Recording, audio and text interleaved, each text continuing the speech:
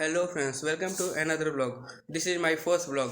और आज मैं ब्लॉग बनाने वाला हूँ अपने दोस्त के बाइक पे।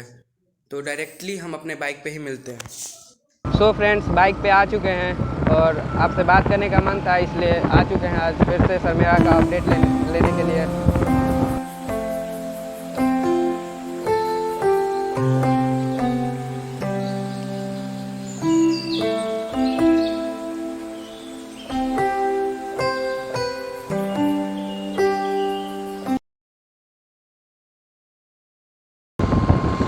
तो फ्रेंड्स, बहुत दिन से हम ब्लॉग नहीं डाल रहे थे क्योंकि मेरे पास बाइक नहीं था। अब बाइक आ चुका है, अब रेगुलर वीडियो जाता रहेगा और प्लीज़ सपोर्ट करिए आप लोग।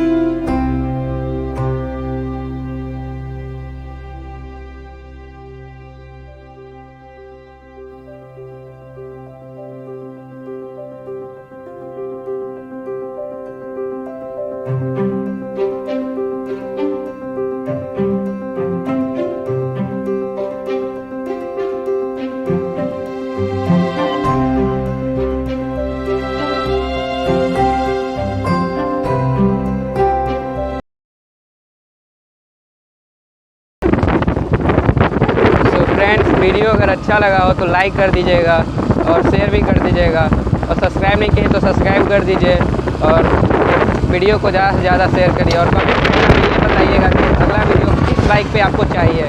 हम कोशिश करेंगे कि उसी बाइक पे आपको हम मोटो ब्लॉगिंग करें।